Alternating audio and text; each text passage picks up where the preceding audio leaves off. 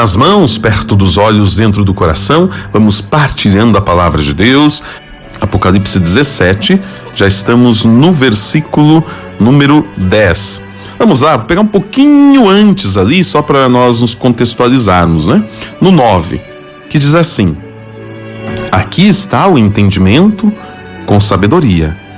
As 7 cabeças são 7 montanhas, sobre as quais a mulher está sentada. Mas são também 7 reis. 5 deles já caíram. O 6º está aí. O 7º ainda não veio. E quando vier, deve durar pouco tempo. A fera que existia e não existe mais é o próprio 8º rei, mas é também um dos 7. Porém, caminha para a perdição. Apocalipse 17, do 9 até o 11, foi o que nós acabamos de partilhar agora na nossa Lexio Divina. E nós vamos partilhando, e você tem acompanhado aí, pode pegar lá o capítulo 17. Ontem nós partilhamos justamente esse tema dos reis, desses 7 reis e desta realidade.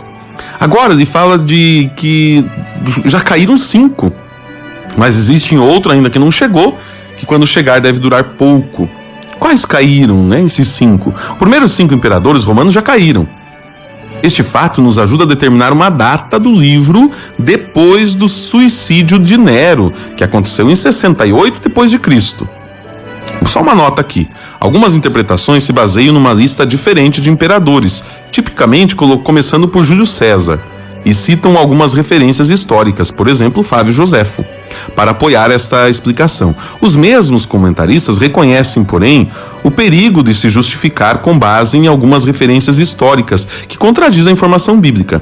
Eles rejeitam, como nós também vamos apresentar aqui, as interpretações que dão mais peso às referências históricas do que as evidências internas quando se trata da datação do livro. Apesar de textos extras bíblicos que datam o Apocalipse no final do reinado de Domiciano, as evidências internas favorecem uma data anterior, no caso de determinar um ponto de partida para a lista dos reis. Tanto as evidências internas, como a maioria das citações históricas, favorecem a posição usada nessa nossa explicação de que Augusto foi o primeiro imperador romano.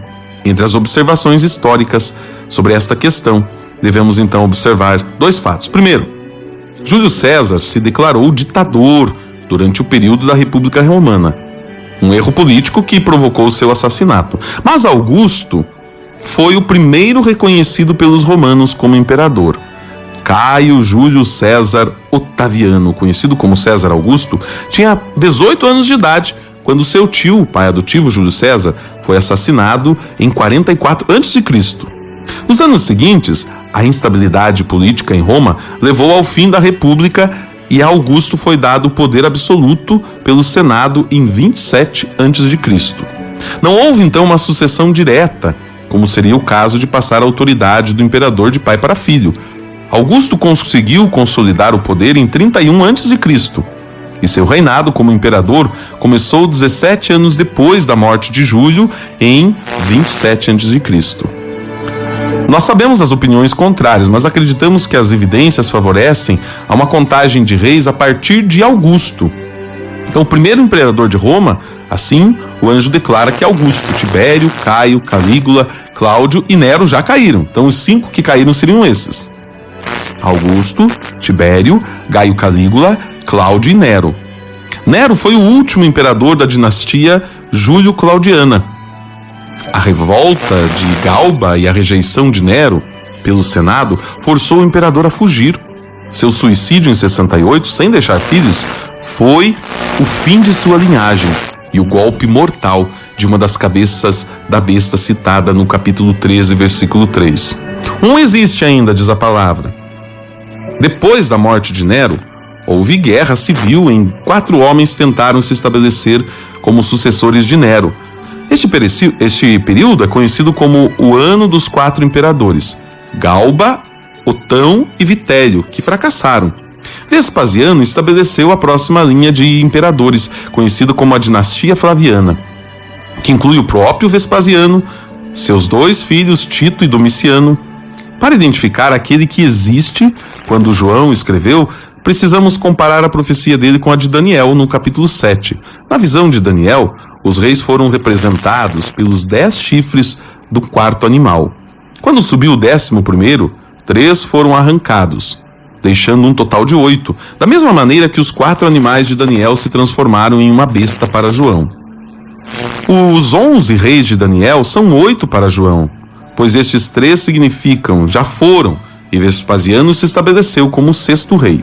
Se João tivesse escrito o livro na época de Nero, como alguns afirmam, ele teria a mesma perspectiva de Daniel, ainda aguardando aparecer estes 3 reis. Escrevendo depois de Vitélio, ele nem menciona os 3 reis que fracassaram entre Nero e Vespasiano, apesar de alguns comentários feitos das décadas dos séculos depois, colocando o exílio de João e o Apocalipse no reinado de Domiciano.